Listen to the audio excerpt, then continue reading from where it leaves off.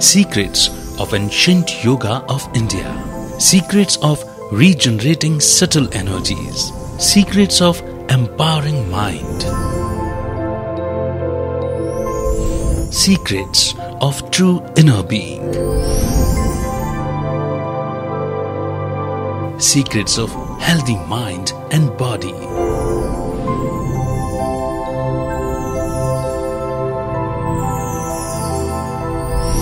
Secrets of Yoga.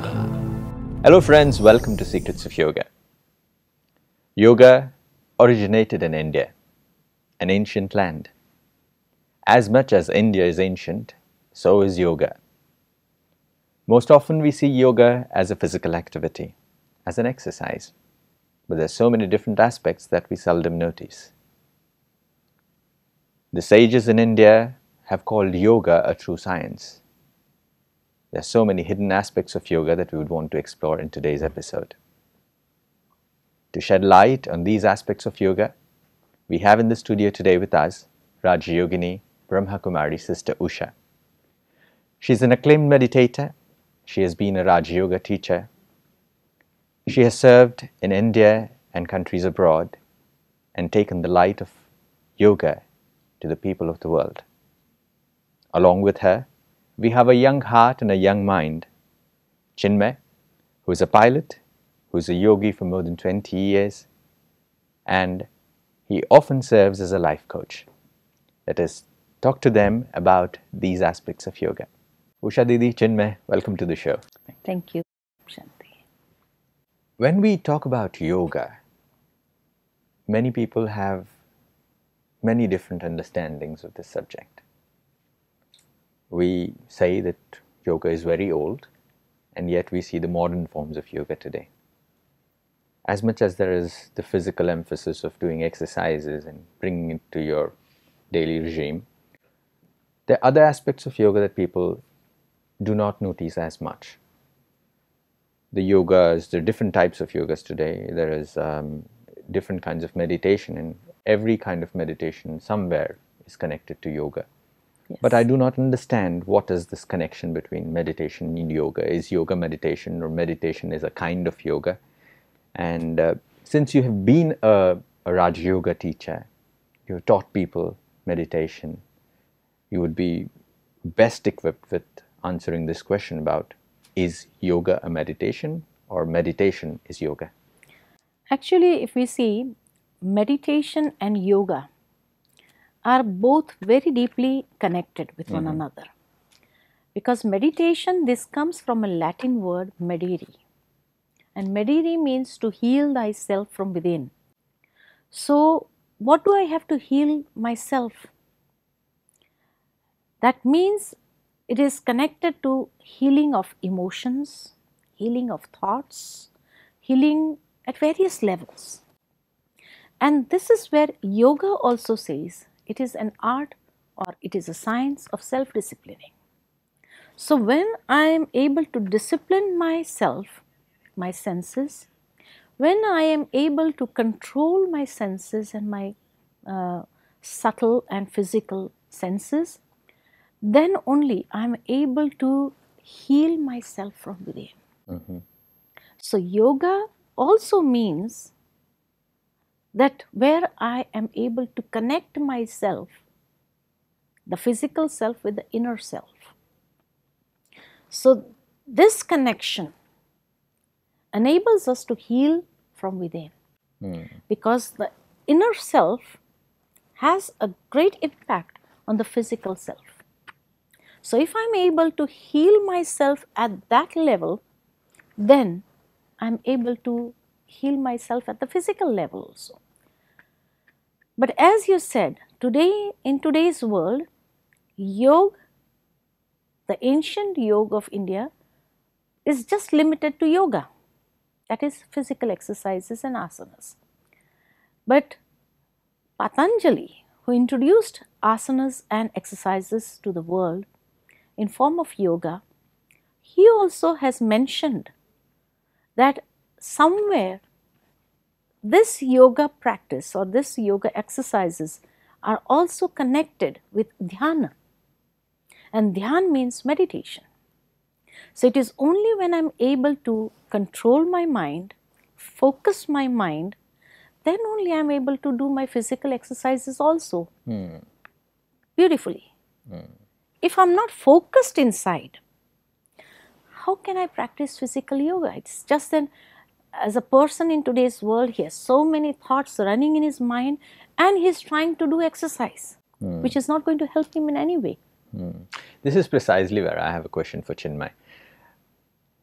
When I see there are so many people who want to bring about change, they want to bring in exercise or bring in the physical yoga that they do, or any change that they want to bring into their lives, especially the young ones, who are very enthusiastic to do it. They start doing it also, and over the time, the enthusiasm fades away. I start going to the gym, for instance. I would do it for a week. Then the next week, the next Monday, I am caught with Monday blues. True. And you have physically practiced yoga, you know the ancient form of yoga, the meditation part as well, and you have been doing both. And you have brought about a change in your lifestyle. How is your experience when people say that it is difficult to stick to the regime, to do it every day? How did you do it? So initially it was a similar story of mine. I would start something, but then I would stop after a week or two. And if you see, gym memberships actually they skyrocket in the month of January because people make New Year's resolutions. And then eventually, after 15 days, about 70 to 80% of people drop out. And that's the norm. People actually accepted it now. And my experience was similar when I was, at the time I was 94 kilos of weight, like I told you before. And I would start doing something, but then after a little while, the pain part, comes in. Like I would start physical exercise, but then I would actually experience a little bit of pain. And when there is pain, I would feel that, okay, now I'll postpone it, because our mind is designed as such that it runs away from pain and it goes towards pleasure. But I had to reprogram my mind, and I had to actually find out that there are benefits of doing this, and there's long-term pleasures. Maybe there is a pain for a little while, but the pleasure, the enjoyment of good health, and the good mental health as well, in the long run is much more better. So that's what I had to actually inculcate in my mind, that, look, maybe there is a pain for a little while, but do not run away from it, because there's pleasure in the end. So this is what I would encourage all of the people who are wanting to inculcate this in the part of their lifestyle, is that do not look at the short-term pain and long-term pleasure, or do not go to short-term pleasure, because sitting in the bed or doing nothing, or having a cup of coffee with a lot of sugar is actually a short-term pleasure. And that's what people tend to go towards, because that's what the culture is all about right now. But if you want to make a difference, if you want to make a change, you have to find out that what's the long-term pleasure, what you're looking for, what's your end result that you're looking for, right, at the end of the day. And that's what would matter the most, isn't it? Didi, when he says, somebody who is young, who has experienced it, and he says that when I look at a bigger picture, when I want a long-term benefit, I would do it. When I look at this long-term, it is a time that people can define as 6 months or 8 months or a year or 10 years or 20 years. But when we talk about yoga, yoga itself stands from time immemorial. Even though we talk about Patanjali, who brought exercises to yoga, like you said, but the word yoga is very old, and nobody knows how old it is. It is an aspect of yoga that many people have never delved into.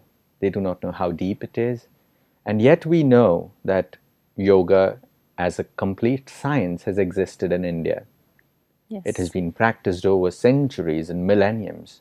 So I would want to know, what is this deeper aspect of yoga? How old actually yoga is? When did it actually begin? Well, what I have come to know about it is that yoga is most ancient, and the normal, what people say is, it is 5,000 years ancient.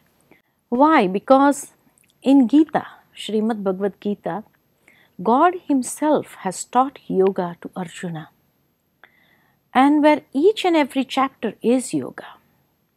So this shows that the origin of yoga, it is originated by God Himself. And when He taught yoga, and every chapter is yoga, so that means yoga has a very deep connection to knowledge, to our total lifestyle, or maybe in all the aspects of our life.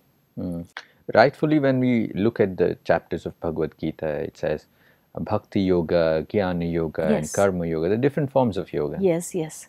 So that is why yoga, this word originates from a Sanskrit root which means yuj. The Sanskrit root is yuj, and yuj means to connect. Just as viyoga means separation. So the literal meaning of yoga is to connect. Where to connect? So either to connect to bhakti, either to connect through knowledge, either to connect through meditation.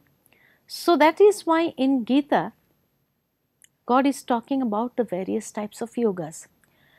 Actually, this connection is with the self, and when I'm able to connect with my own self, my inner self, or that higher self, then I'm able to connect myself with the Supreme.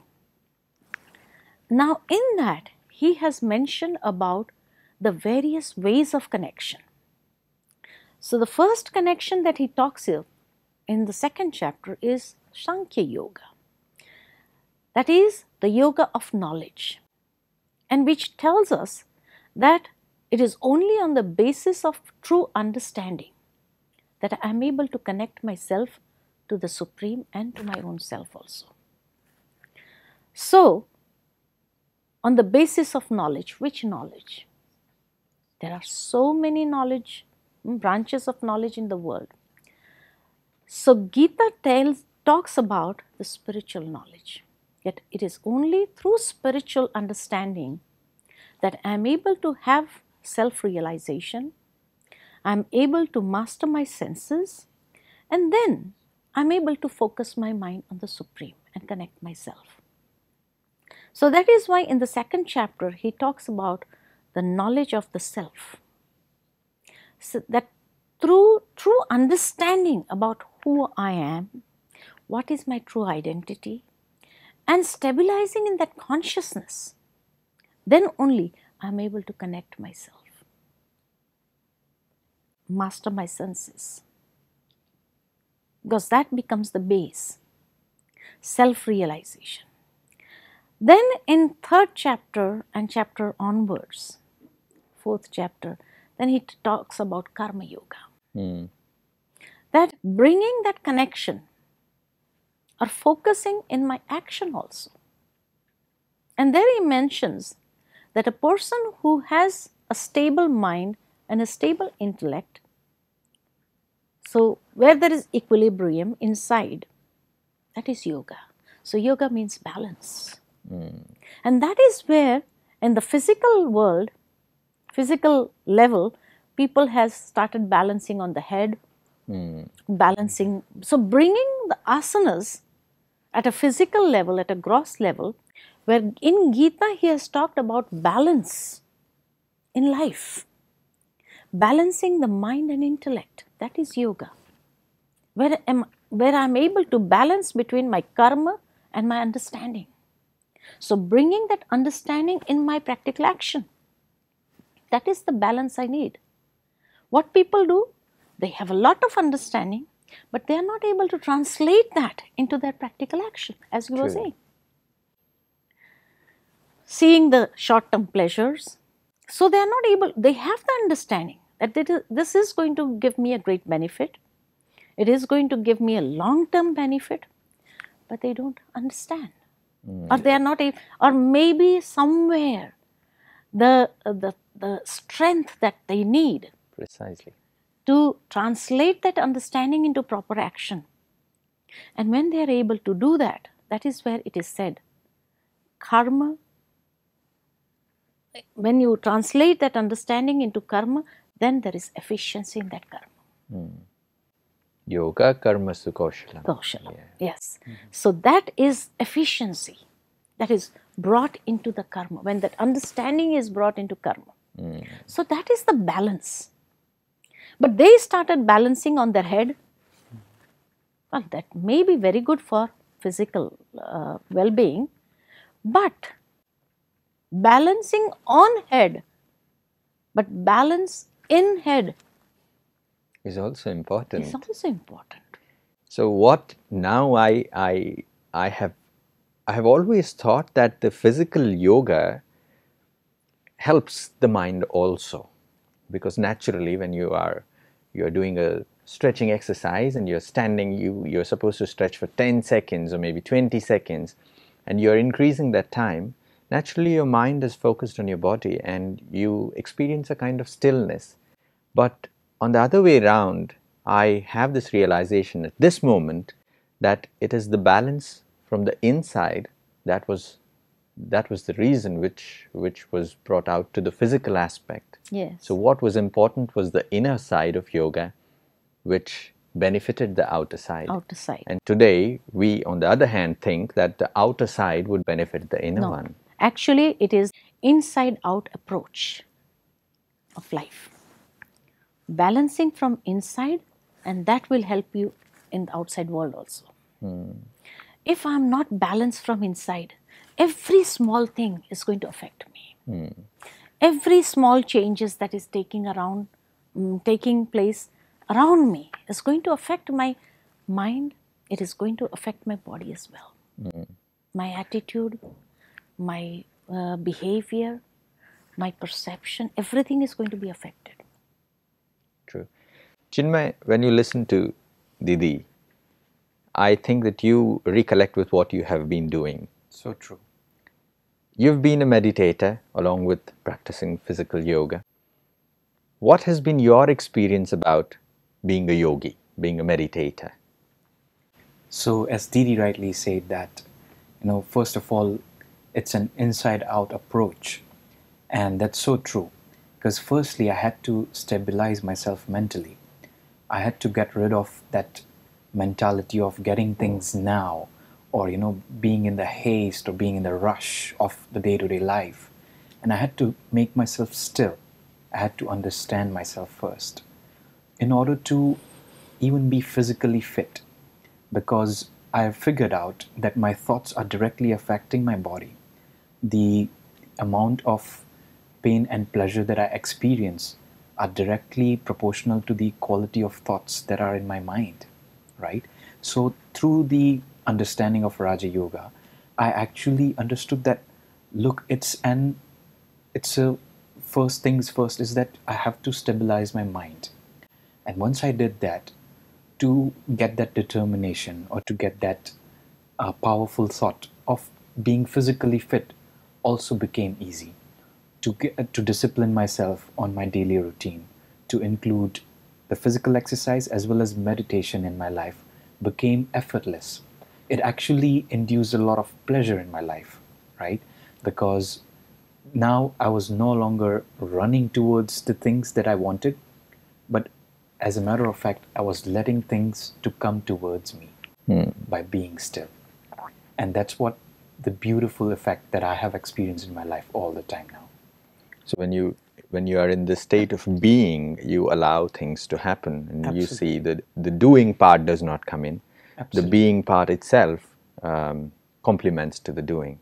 And one of the most beautiful quotes that I've heard is, "Being is doing." That is the final stage where one can do nothing and yet allow things Yes. to happen. Yes. So true. And spiritual part of yoga, like you talked about Gita. Gita is universal. It does not confound itself to any religion. No. So it applies to everybody who has a mind, Yes. can be a yogi. Yes. Spiritually looking at the aspect of yoga, many people think it is new. It is something that we have never explored. And ever since the UN announced the International Day of Yoga, the importance of yoga was recognized all over the world. Now, in spite of this recognition, the recognition comes to the word yoga. And the different aspects of yoga are pretty much unclear to many people. Since it originated in India, there's so many people in India also do not know about it, and thanks to programs like this where we could explore different aspects of it. Yeah. If I would say that I would connect myself to only one form of yoga, this is comfortable to me, is that wrong that I would not recognize the other benefits of yoga or other aspects of yoga? Confining oneself to one aspect only limits us from the vastness of yoga. So I'm not able to take the benefits. I'll be able to take a limited benefit of it. So I think everyone should understand the various aspects of yoga so that wherever they feel themselves comfortable, and I think that's why in Gita also God has mentioned about Jnana Yoga, Karma Yoga, Bhakti Yoga, all the various, so that whichever way you are able to master your mind and you are able to move along on the basis of those lines, then you are able to go ahead in life also.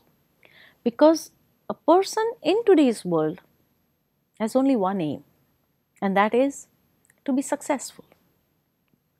But to be successful, one has to have a very clear focus of where he's heading to, what he wants in life. If I don't have a clear focus, I can never be successful, because I'll just be wasting my time going in this branch for some time. Oh, it's not for me. Taking up another one. Oh, this is not for me. Taking up another one. Oh, this is not, because I'm not focused on what I want. So once I get clear at what I want, then I'm able to practice that because I know what I want.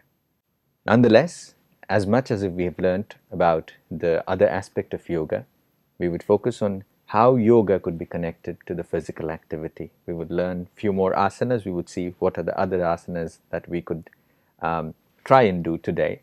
So let's have a look. Yoga has a lot of benefits. It works on your physical level, mental level, emotional level, and as well as on your spiritual level. But people think that they are not very flexible, so they cannot practice yoga. But the regular practice of yoga will make you flexible. Regular practice of yoga maintains physical body in optimum condition and promotes the healthy life even in an unhealthy body. Now we'll start with the pranayama alternative breathing. Sit in a meditative mudra, your back straight, and close your left nostril with your little finger and ring finger. And first exhale through your right nostril and then inhale. And then close your right nostril with your thumb and open your left nostril and then again exhale. Inhale. Exhale. Inhale. Exhale. Inhale. You can start with the 20 cycles and gradually you can increase and use your abdomen for the whole process. And the inhalation and exhalation should be rhythmic. The ratio and pressure should be equal. And this is the ultimate medicine for your mental problem. It releases your anxiety, your stress. Let's start with the warm-up. Sit straight, your back straight, and inhale, stretch your arms up and lengthen your back. Inhale, and now exhale, drop your right hand over your right knee and hold your knees strongly, and exhale, take your right hand back and fingertips on the ground closer to your hip. Now bend your left elbow pointing front and twist. Your arms strong. The next asana is Gomukhasana. And this asana is very helpful for inducing relaxation. It releases your stress and anxiety. So sit in the Dhyan Virasana, like your right knee over your left knee. Now stretch your left arm out and fold it behind your back. And now stretch your right arm up and fold it over your right shoulder and clasp your fingers. And try to sit straight. And stay in this position for 2 to 3 minutes. And then practice with the another side, your left knee uppermost and your left hand folded over your left shoulder. Next asana is Janu Shirshasana, the spinal twisting pose. This asana gives a very good lateral stretch to your body and also give beneficial compression to your abdominal muscles. So open your both legs and bend your right knee and your right leg closer to your body. Okay. Sit straight and inhale and incline towards your left side and hold your left foot with your left hand, your fingers in contact with the arch and your thumb on the top, and now your elbow on the ground. Okay, now as you exhale, bend, try to hold your left foot with your left hand. Now relax your back, open your chest and twist.